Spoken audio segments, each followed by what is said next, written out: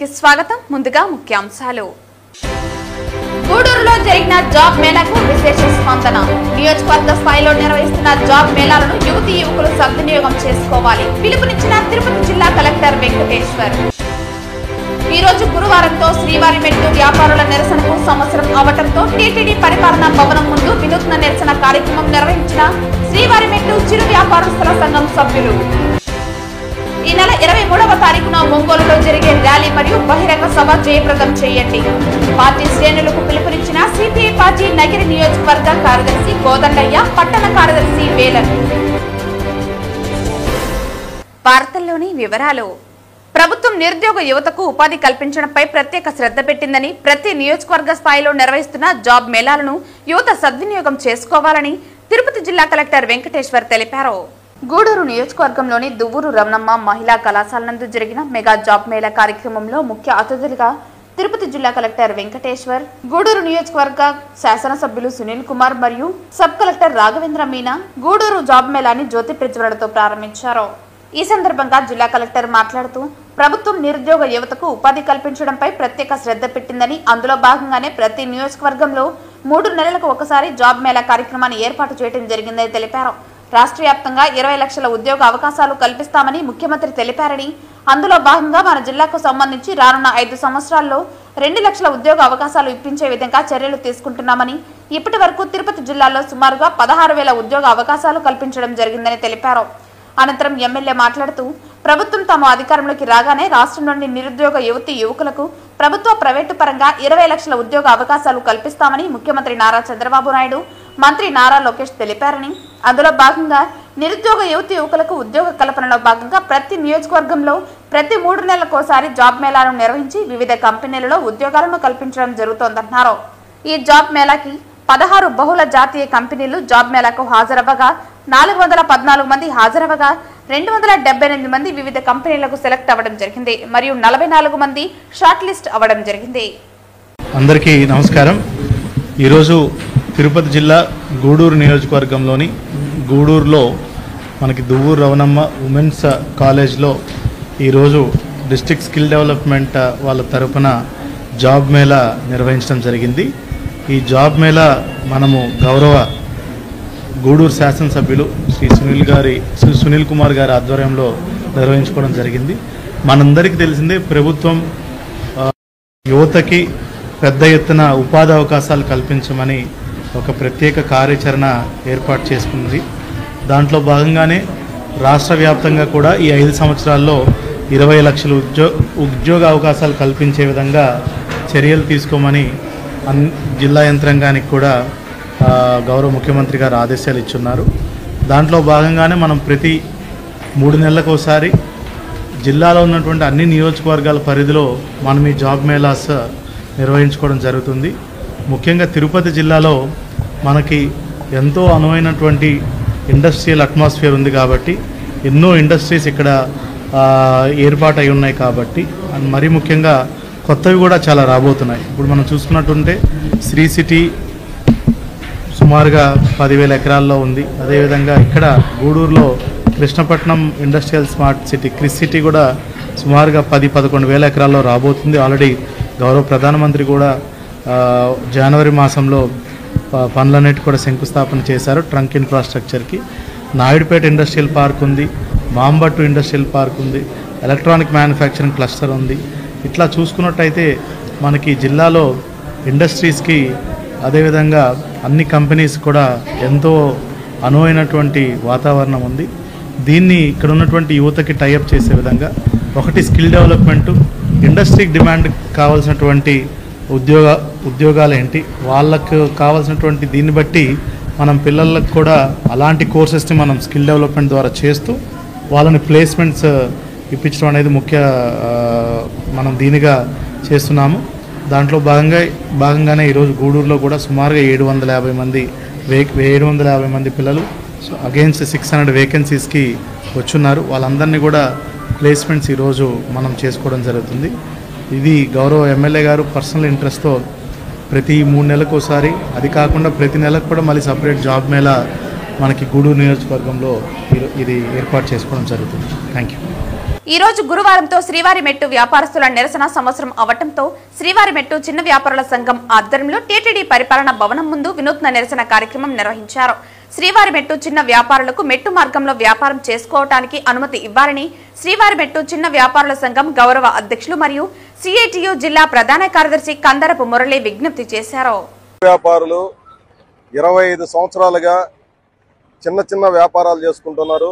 సమోసాలు అమ్మడం, మజ్జిగ అమ్మడం, బిస్కెట్లు అమ్మడం, ఇట్లాంటి టీలు అమ్మడం, ఇట్లాంటి చిన్న చిన్న వ్యాపారాలు చేసుకుంటూ కుటుంబ పోషణ చేసుకుంటున్నటువంటి అత్యంత స్వల్పమైనటువంటి పేద బతుకులు వీళ్ళందరివి. వీళ్ళని శ్రీవారిమెట్టు మార్గంలో వ్యాపారాలు చేసుకునివ్వకుండా కూటమి ప్రభుత్వం అధికారంలోకి వచ్చిన తర్వాత నిషేధం విధించింది. ఆ రోజు నుంచి అధికారుల చుట్టూ, ప్రజాప్రతినిధుల చుట్టూ తిరిగి తిరిగి విసిగి వేసారిపోయిన ఈ పేద వ్యాపారస్తులు గత ఏడాది ఆగస్టు ఇదే రోజున 365 రోజుల కిందట ఇక్కడ నిరసన దీక్షల శిబిరాన్ని ప్రారంభించారు. ఈ రోజుకి 365 రోజులు కావస్తా ఉంది. అంటే ఈ నిరసన కార్యక్రమాన్ని ప్రారంభించి ఈ రోజుకి ఏడాది కార్యక్రమం పూర్తయింది. ఈ ఏడాది కాలంలో అధికారులు అనేక సందర్భాల్లో చర్చలు జరిపారు. ఈ సమస్య చాలా న్యాయమైందని చెప్పారు. టీటీడీ చైర్మన్ గారే స్వయంగా ఇది న్యాయమైనటువంటి సమస్య, దీన్ని పరిష్కరిస్తామని చెప్పి ఆయనే స్వయంగా చెప్పారు. అయినప్పటికీ ఏడాది కాలంగా ఈ తిరుమల తిరుపతి దేవస్థానం పరిపాలనా భవనం ఎదురుగా ఈ నిరసన కార్యక్రమం కొనసాగుతూనే ఉంది. ఇప్పటికీ న్యాయం జరగలేదు. అలిపిరి మార్గంలో పులి ఒక పసిపాపను చంపేస్తే శ్రీవారిమెట్టు మార్గంలో వ్యాపారాలు నిషేధించారు. అలిపిరి మార్గంలో వ్యాపారాలు కొనసాగుతూనే ఉన్నాయి. అక్కడ కొత్త అంగళ్ళు వచ్చాయి. ఫారెస్ట్ వాళ్ళకి ఇక్కడ ఏ ఆటంకాలు కనపడడం లేదు. కానీ శ్రీవారిమెట్టు మార్గంలో ఉన్నటువంటి ఈ 28 కుటుంబాలు అత్యంత సామాన్యులు అంతా కూడా 30 కుటుంబాల లోపే ఉన్నటువంటి వీళ్ళు అక్కడ వ్యాపారాలు చేస్తే మాత్రం వన్యప్రాణులకు ఎంతో నష్టము, చాలా ప్రమాదము అన్నట్టుగా ఈరోజు చర్చ చేస్తున్నారు. ఇది ఏమాత్రం సమర్థనీయం కాదు. 25 సంవత్సరాలుగా లేనటువంటి ఇబ్బంది ఈరోజు ఎందుకు వ్యక్తం చేస్తున్నారో అర్థం కానటువంటిది. రాజకీయ కారణాలతో ఈ కుటుంబాలను వీధుల పాలు చేయాలనుకుంటే మాత్రం సిఐటియు చూస్తూ ఊరుకోదని చెప్తూ ఈ పోరాటాన్ని మేము నిర్వహిస్తున్నాం. ఇప్పటికైనా టీటీడీ పాలక మండలి, టీటీడీ ఈఓ గారు, అడిషనల్ ఈఓ గారు వీరు చేస్తున్న పోరాటం న్యాయమైందని చెప్పి వీళ్ళందరూ కూడా భావిస్తూనే ఉన్నారు. కానీ న్యాయం మాత్రం జరగడం లేదు. ఇది సరైనటువంటిది కాదు. చంద్రబాబు నాయుడు గారు అనేక సందర్భాల్లో చెప్తున్నారు, పవన్ కళ్యాణ్ గారు చెప్తున్నారు, లోకేష్ గారు చెప్తున్నారు, సామాన్యులకు మేము న్యాయం చేస్తామని. ఆంధ్ర రాష్ట్రంలో కూటమి ప్రభుత్వం అధికారంలోకి వచ్చిన తర్వాత ఏడాది కాలంగా నిరసన దీక్ష జరుగుతున్నది ఏదైనా ఉందేనంటే అది ఈ తిరుపతిలో తిరుమల తిరుపతి దేవస్థానం కార్యాలయం ఎదురుగా జరుగుతున్నటువంటి నిరసన దీక్ష మాత్రమే. కాబట్టి ఏడాది కాలంగా న్యాయం కోసం పోరాటం అనేది ఏ రకంగానూ సమంజసం కాదు. ఇప్పటికైనా ఈ పేద కుటుంబాలను ఆదుకోమని చెప్పి టీటీడీ యాజమాన్యానికి, రాష్ట్ర ప్రభుత్వానికి నేను విజ్ఞప్తి చేస్తా ఉన్నాను. తిరుమల పవిత్రతను వైఎస్ఆర్సీపీ ముఠా నీచ రాజకీయాలు భ్రష్టు పట్టిస్తున్నాయని యాదవ కార్పొరేషన్ చైర్మన్ నరసింహ యాదవ్ ఆరోపించారు. అమరావతి ఎన్టీఆర్ భవన్ మీడియా సమావేశంలో ఆయన మాట్లాడారు. మేమున్నప్పుడు ఎన్టీ రామారావు గాని చంద్రబాబు నాయుడు గారు ఉన్నప్పుడు అక్కడ అధికారులను కూడా ఒక ఈఓని నియమించినా, ఒక జేఈఓని నియమించినా, ఒక పద్ధతిగా స్వామివారి ప్రతిష్టను ఇనుముడింపజేసే వ్యక్తుల్ని అక్కడ టీటీడీ అధికారులుగా, ఈఓలుగా కానీ, జేఈఓలుగా కానీ, ఇప్పుడున్న అడిషనల్ ఈఓ కానీ ఈ విధంగా చూసి మంచి వ్యక్తుల్ని అక్కడ పోస్టింగ్ ఇచ్చి స్వామివారి ప్రతిష్ట మరింత ఇనుముడింపజేసే కార్యక్రమాలు తెలుగుదేశం పార్టీ చేపడితే దోపిడీదారుల్ని, దొంగల్ని, నీ సమీప బంధువుల్ని టీటీడీలో అధికారులుగా, చైర్మన్లుగా పెట్టుకొని స్వామివారికి 7 కొండలు కాదు 2 కొండలు చాలన్న చరిత్ర మీది. స్వామివారి ప్రతిష్టను ఇనుముడింపజేసే చరిత్ర తెలుగుదేశం పార్టీ సొంతమని కూడా ఈ సందర్భంగా కూడా తెలియజేస్తూ, మీరు ఏ అక్రమాలకి తిరుమల తిరుపతిలో పాల్పడ్డారో వాటన్నిటిపైన త్వరలోనే కూడా చర్యలు ఉంటాయి. అందుకనే మీరు భయపడి ఏదో కార్యక్రమాలు ఏదో చేస్తూ ప్రజల ముందుకెళ్ళి నాటకాలు, వీధి నాటకాలే ఆడితే నమ్మే పరిస్థితులు లేరు. వైసీపీలో ఎవరైతే అక్రమాలకు పాల్పడ్డారో, ఎవరైతే అవినీతికి పాల్పడ్డారో, ఎవరైతే ప్రజలకు ప్రజా ఖజానాకు రావాల్సిన, ప్రభుత్వ ఖజానాకు రావాల్సిన సొమ్ముని లూటీ చేసి సొంత జోబుల్ని నింపుకున్నారో వాళ్ళందరూ కూడా పూర్తి స్థాయిలో అందరిపైన కూడా మీ మారిగా కక్షలతో అరెస్టులు చేయం.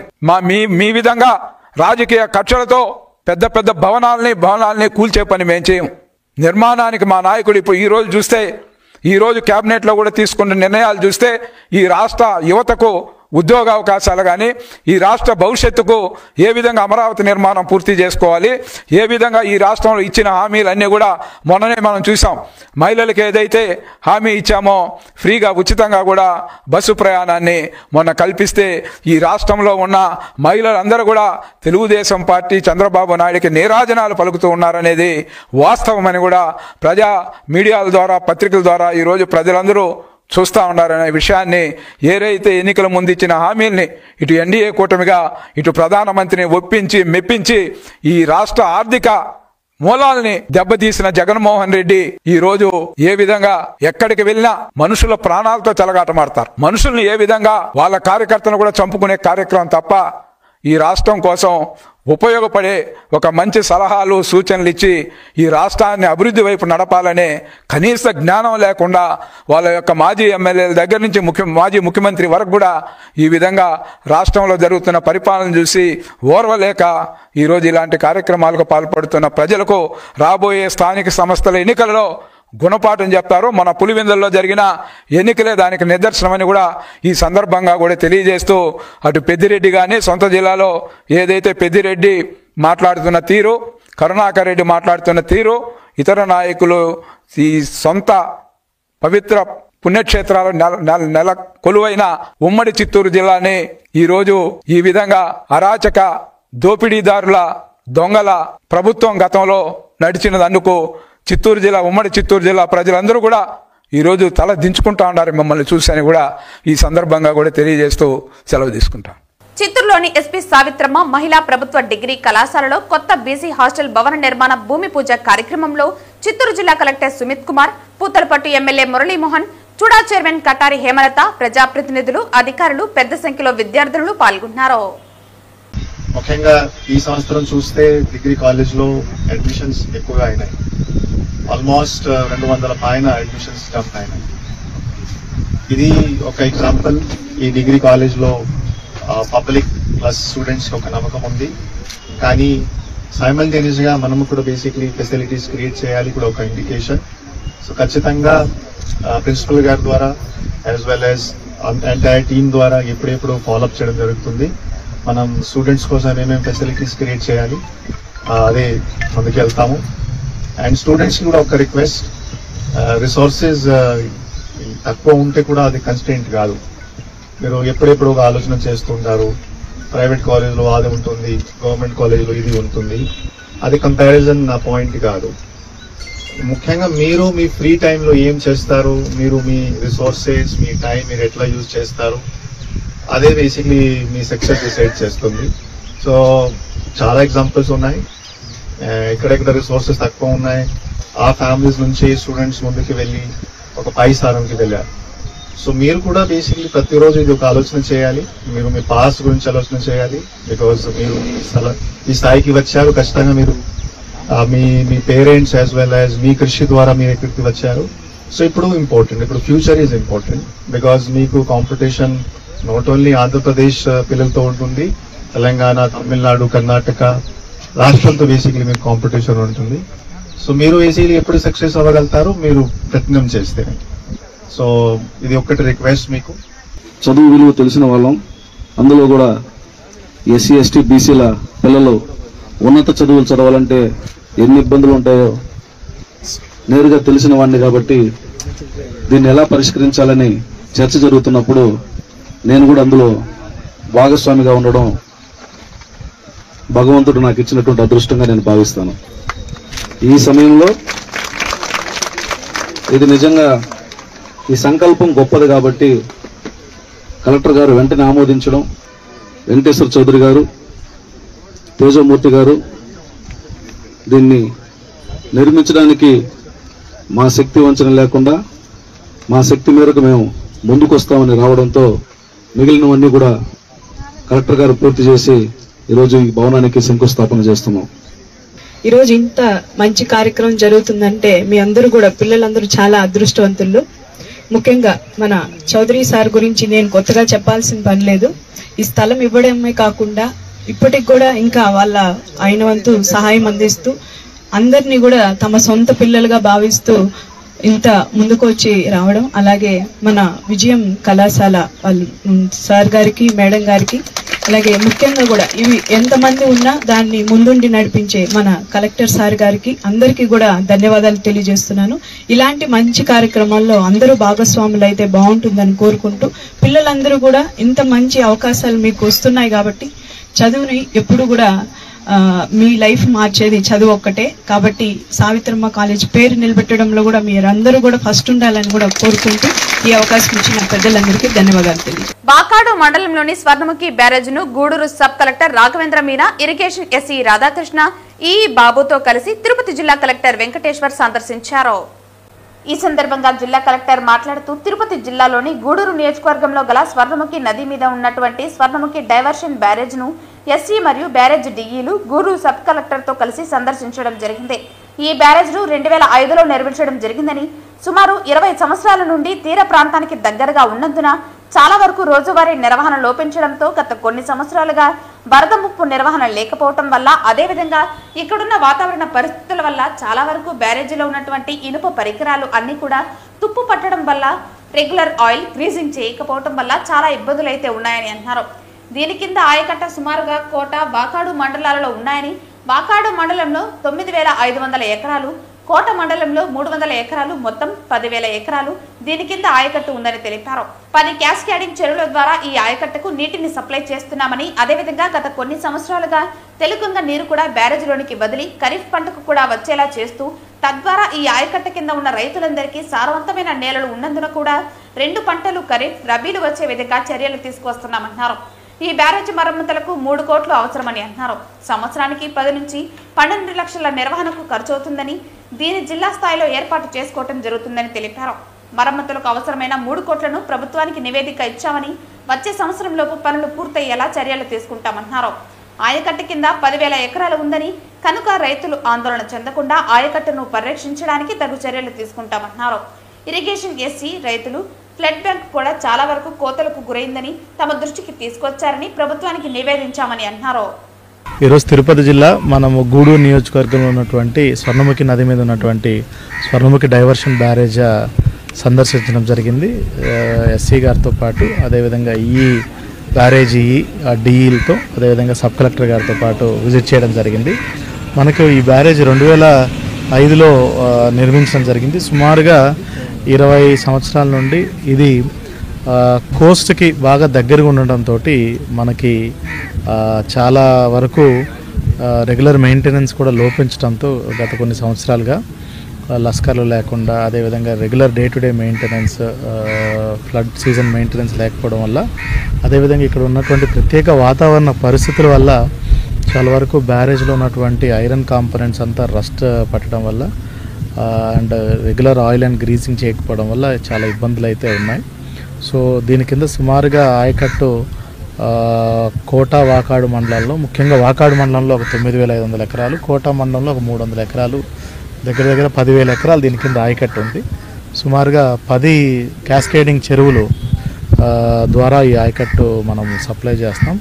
అదేవిధంగా గత కొన్ని సంవత్సరాలుగా మనకి తెలుగంగ నీళ్లు కూడా బ్యారేజ్లోకి వదిలి ఖరీఫ్ పంటకు కూడా వచ్చే విధంగా చేస్తూ, తద్వారా ఈ ఆయకట్టు కింద ఉన్నటువంటి రైతులందరికీ కూడా ఎందుకంటే మంచి సారవంతమైన నేలలు కాబట్టి 2 పంటలు వచ్చే విధంగా ఖరీఫ్, రబీ, మనకి ఇక్కడ ముఖ్యంగా రబీ వస్తుంది, అదేవిధంగా ఖరీఫ్ పంటకు కూడా వచ్చే విధంగా ఇప్పుడు కూడా చూసుకున్నట్టయితే ఇవన్నీ కూడా మనకి తెలుగంగ నీళ్ళే దీంట్లోకి డైవర్ట్ చేయడం జరిగింది. కానీ దీనికి కావాల్సినటువంటి మరమ్మతులు ఏదైతే చేయవలసిందో సుమారుగా ఈ ఫీల్డ్ విజిట్లో మేము తెలుసుకోవడం ఏంటంటే సుమారుగా 3 కోట్ల వరకు మరమ్మతులు కావాల్సింది. అదేవిధంగా సంవత్సరానికి 10-12 లక్షలు యాన్యువల్ మెయింటెనెన్స్ జిల్లా స్థాయిలో మేము చేసుకోవడం జరుగుతుంది. మరమ్మతులకు 3 కోట్లు వెంటనే ప్రభుత్వానికి నివేదించి ఖచ్చితంగా వచ్చే సంవత్సరం లోపు ఇప్పుడు పనులు టేకప్ చేయలేము, ఎందుకంటే మనకు 1-2 మంత్స్లో రెయిన్స్ కూడా రాబోతున్నాయి. మనకి ఏదైతే అక్టోబర్ నవంబర్ నెలలో రెయిన్స్ ఉంటాయి కాబట్టి అది అయిపోయిన తర్వాత మనము ఈ మరమ్మతులు కూడా వెంటనే చేసే విధంగా, తద్వారా ఈ ఆయకట్టు స్టెబిలైజేషన్కి 10,000 ఎకరాలు ఉంది కాబట్టి ఆ రైతులకి ఆందోళన లేకుండా ఈ ఆయకట్టు కూడా మనము సెక్యూర్ చేయడం జరుగుతుంది. అదేవిధంగా ఇరిగేషన్ ఎస్సీ గారు కూడా చెప్పడం జరిగింది. సుమారుగా మనకి ఫ్లడ్ బ్యాంక్ కూడా చాలా చోట్ల కోతలకు గురైందని ఇందాక రైతులు కూడా కొంతమంది మనకి రిప్రజెంటేషన్ ఇవ్వడం జరిగింది. దానికి కూడా ప్రభుత్వానికి నివేదిక పంపించి అవి కూడా అతి త్వరలోనే టేకప్ చేసే విధంగా కూడా చర్యలు తీసుకుంటాం. Okay sir. చిత్తూరు జిల్లా పి కొత్తకోట దగ్గర ఉన్న Vemu college of technology first BTech orientation కార్యక్రమంలో చిత్తూరు జిల్లా కలెక్టర్ సుమిత్ కుమార్ పాల్గొని ప్రసంగించారు. సో దయచేసి once again I'm saying mobile phone గురించి మీరు జాగ్రత్తగా ఉండాలి. కొద్దిగా డిఫికల్ట్ టైం ఎందుకు వస్తున్నాయి? బికాజ్ ఈ మొబైల్ ఫోన్ ద్వారా యూత్ ఒక దారికి వెళ్తున్నారు. Okay, so and if you don't control it will become a habit. ఒకసారి హ్యాబిట్ అయిపోయిన తర్వాత చాలా కష్టం అండి హ్యాబిట్ తీయడం. సో దయచేసి this is my first learning and so నేను నా లెర్నింగ్ కూడా మీతో షేర్ చేస్తున్నాను. మీరు మొబైల్ ఫోన్ గురించి కొంచెం జాగ్రత్తగా ఉండాలి. Congratulation to all of you. మీరు కాలేజ్ లైఫ్కి ఎంటర్ అవుతున్నారు. కాలేజ్ సో యాక్చువల్గా మీరు కొద్దిగా మైక్రో లెవెల్లో కూడా ఆలోచన చేయాలి. ఈ సెమెస్టర్స్లో మీకు ఆల్మోస్ట్ 8 సెమెస్టర్స్ ఉంటాయి, 8 నెల ఉంటాయి, 8 పడావు ఉంటాయి. First semester, second semester, 3, 4. So మీరు బేసిక్లీ ఏం చేస్తారు, ఏం నేర్చుకుంటారు? Okay, first year, second year, third year చాలా అంటే ఫాస్ట్గా it will over. 4th year వచ్చేస్తుంది. 4th ఇయర్ వచ్చిన తర్వాత మీరు ఏదో రకంగా ఒక ట్రైనింగ్ ప్రోగ్రామ్కి వెళ్తారు. ఒక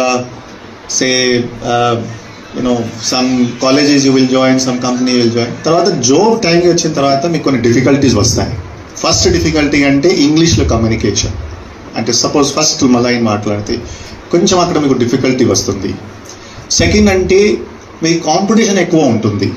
ఇప్పుడు సపోజ్ ఇది ఒక డిగ్రీ కాలేజ్, చిత్తూరులో టోటల్ కాలేజెస్ చూస్తే జనాభా చూస్తే అంటే మీ రేంజ్లో బేసిక్లీ 8,000 నుంచి 10,000 స్టూడెంట్స్ ఉంటారు. అంటే నేను చిత్తూరు గురించి మాట్లాడుతున్నాను. మరి తిరుపతి ఉంది, నెల్లూరు ఉంది. సో మీరు అర్థం చేసుకోండి దాట్ మీ ఏజ్ గ్రూప్లో మీలాంటి చాలామంది ఉన్నారు. ఓకే, వాళ్ళు కూడా సేమ్ బ్యాక్గ్రౌండ్ నుంచి వస్తున్నారు. మీరు కూడా ఒక మోస్ట్లీ మీ రూరల్ బ్యాక్గ్రౌండ్ నుంచి వస్తున్నారు. మామూలుగా మీ ఎంటైర్ ఎడ్యుకేషన్ తెలుగు లాంగ్వేజ్లో జరిగింది. ఓకే, సేమ్ పరిస్థితి ఆ స్టూడెంట్స్ కూడా నెల్లూరులో, విజయవాడ, శ్రీకాకుళం. నేను ఓన్లీ ఆంధ్రప్రదేశ్ గురించి మాట్లాడుతున్నాను. సో సపోజ్ ఇప్పుడు 3 ఇయర్స్ అయిపోయినాయి, 4th ఇయర్లో మీరు ఎంటర్ అవుతున్నారు.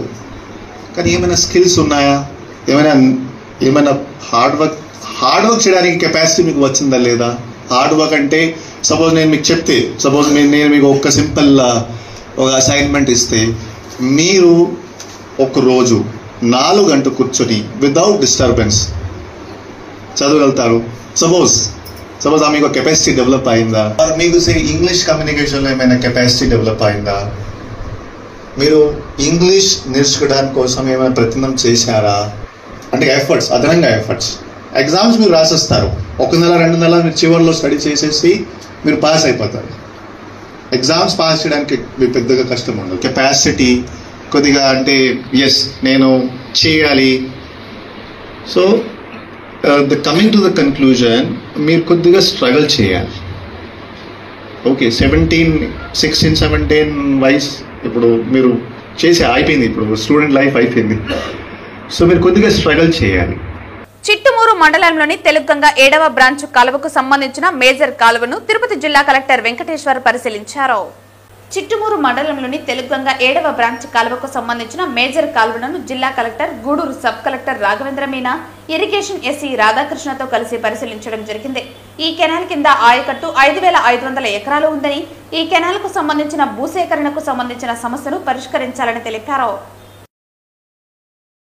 ఈ నెల 23వ తారీఖున ఒంగోలులో జరిగే ర్యాలీ మరియు బహిరంగ సభ జయప్రదం చేయాలని నగిరిలో గోడ పత్రికలను ఆవిష్కరించడం జరిగింది. జిల్లాలో ఉన్న పేదలు, ఉద్యోగ కార్మికులు పెద్ద ఎత్తున పాల్గొనాలని సిపిఐ పార్టీ నగిరి నియోజకవర్గ కార్యదర్శి కోదండయ్య, పట్టణ కార్యదర్శి వేలన్ పార్టీ శ్రేణులకు పిలుపునిచ్చారు. ఆగస్టు 23, 24, 25వ తేదీలలో ఒంగోలు పట్టణంలో జరుగుతున్న సిపిఐ 28వ రాష్ట్ర మహాసభలను విజయవంతం చేయాలని ఈ రోజు సిపిఐ పార్టీ పట్టణ కార్యదర్శి వేలన్ అధ్యక్షతన ఆ పార్టీ గోడ పత్రికలను అంబేద్కర్ స్టాచ్యూ దగ్గర విడుదల చేయడం జరిగింది. ఈ సందర్భంగా ముఖ్య అతిథిగా పాల్గొన్న సిపిఐ పార్టీ నగిరి నియోజకవర్గ కార్యదర్శి కోదండయ్య మాట్లాడుతూ భారతదేశంలో 100 సంవత్సరాలు పూర్తి చేసుకున్న ఏకైక పార్టీ సిపిఐ పార్టీ అని, భారతదేశంలో అనేక పోరాటాలు చేసిన చరిత్ర భారత కమ్యూనిస్టు పార్టీదని, స్వతంత్ర పోరాటం సందర్భంగా అనేక మంది ప్రాణత్యాగాలు స్వతంత్ర పోరాటంలో కీలక పాత్ర పోషించిందన్నారు. ఈ రోజు భారతదేశంలో ఉన్నటువంటి కార్మిక చట్టాలు గాని, ఉద్యోగ భద్రత సంబంధించి వేతనాలు చట్టాలు, కార్మిక సంక్షేమకు సంబంధించి అనేక కార్మిక చట్టాలు తీసుకురావడంలో కీలక పాత్ర పోషించిందన్నారు.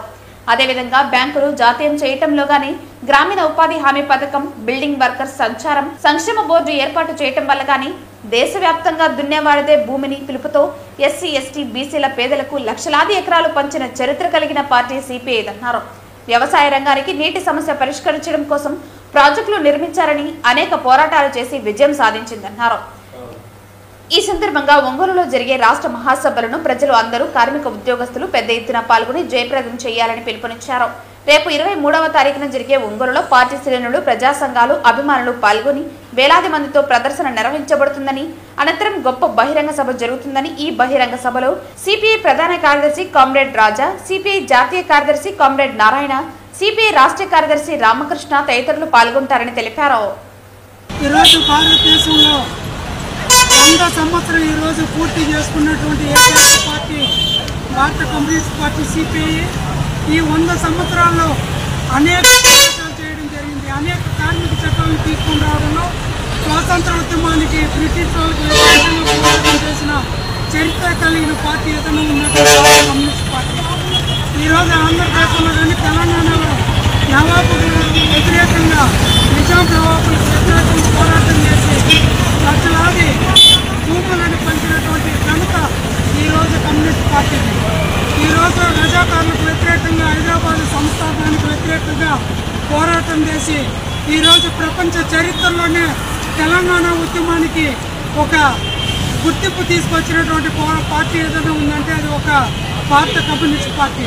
ఈరోజు భారతదేశంలో ఉన్నటువంటి అనేక బ్యాంకులు జాతీయం కానీ, కార్మిక చట్టాలు కానీ, ఉద్యోగ పర్మనెంట్ కానీ అన్నీ కూడా ఈరోజు 100 రోజుల ఉపాధి హామీ పని పథకాన్ని తీసుకొని రావడం, బిల్డింగ్ కార్మికులకు సంక్షేమ బోర్డు ఏర్పాటు చేయడంలో కూడా భారత కమ్యూనిస్ట్ పార్టీ ఈరోజు కీలకమైన పాత్ర పోషిస్తూ ఉంది. ఈ రోజు నగిరి డీఎస్పీ సయ్యద్ మహమ్మద్ అజీజ్ ఆధ్వర్యంలో నగిరి పట్టణంలో నగిరి ఇన్స్పెక్టర్ విక్రమ్, ఎస్ఐ విజయ్ నాయక్ మరియు సిబ్బందితో పాటు నగిరి పట్టణంలో హెల్మెట్ అవేర్నెస్ ర్యాలీ నిర్వహించడం జరిగింది. ఈ రోజు నగిరి డీఎస్పీ సయ్యద్ మహమ్మద్ అజీజ్ ఆధ్వర్యంలో నగిరి పట్టణంలో నగిరి ఇన్స్పెక్టర్ విక్రమ్, ఎస్ఐ విజయ్ నాయక్ మరియు సిబ్బందితో పాటు నగిరి పట్టణంలో హెల్మెట్ అవేర్నెస్ ర్యాలీ నిర్వహించడం జరిగింది. నగిరి ఓంశక్తి గుడి నుండి టవర్ క్లాక్ సెంటర్ మీదుగా ఏకాంబరకుప్పం వరకు ర్యాలీ నిర్వహించి నగిరి టవర్ క్లాక్ సెంటర్ వద్ద మానవహారం నిర్వహించి డీఎస్పీ హెల్మెట్ యొక్క ఆవశ్యకతను వాహనదారులకు, ప్రజలకు తెలియజేశారు.